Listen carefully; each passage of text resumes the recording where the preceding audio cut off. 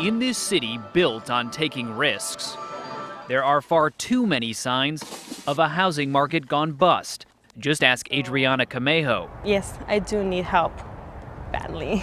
And Deanne O'Rear. And I honestly never would have expected this, never. Both are about to lose their homes in middle-class neighborhoods in Las Vegas, one of the hardest-hit cities in the nation. In fact, 1 in every 35 households in the metro area received a foreclosure notice earlier this year.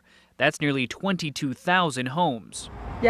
Adriana bought her home 2 years ago, a place for her son Joseph to grow up. She applied for a no-money-down subprime loan and says the lender told her she had a 6% interest rate. It turned out to be 11%. Do you feel like they took advantage of you? Oh, yeah, definitely. Yeah, because I didn't have any prior education, to buying the house. As the loan payments grew, Adriana worked in a casino kitchen until 3 in the morning to make extra money.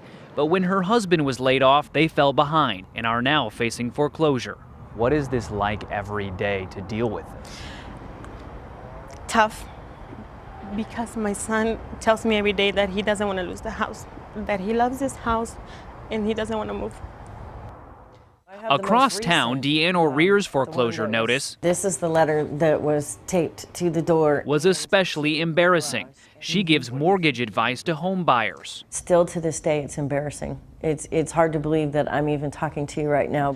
When the housing market tanked, so did Deanne's commissions as a mortgage consultant.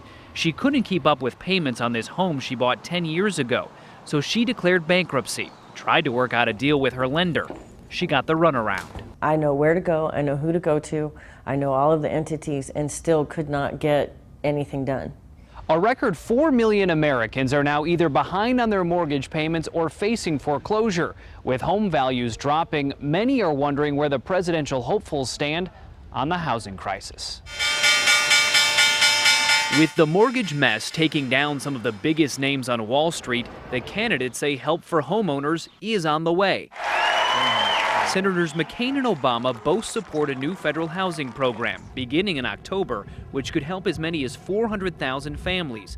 It encourages lenders to swap their customers' risky home loans for new 30-year fixed-rate mortgages, backed by the government. This will not be a windfall for borrowers. They're going to have to share any capital gains as the housing market stabilizes and their property values start going up again. And that's something else both candidates agree on. No help for speculators or risk takers. It's not the responsibility of the American public to spare them from the consequences of their own bad judgment. Overall, McCain favors less government intervention.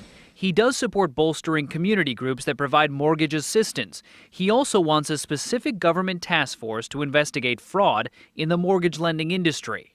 If there were individuals or firms that defrauded innocent homeowners, they must answer for their conduct in a court of law. While Senator McCain supports the recent government takeover of mortgage giants Fannie Mae and Freddie Mac, he says he wants to downsize and eventually privatize them. More oversight, more transparency, more of everything, and frankly, a dramatic reduction in what they do. Senator Obama also supports the bailout and calls for more regulation.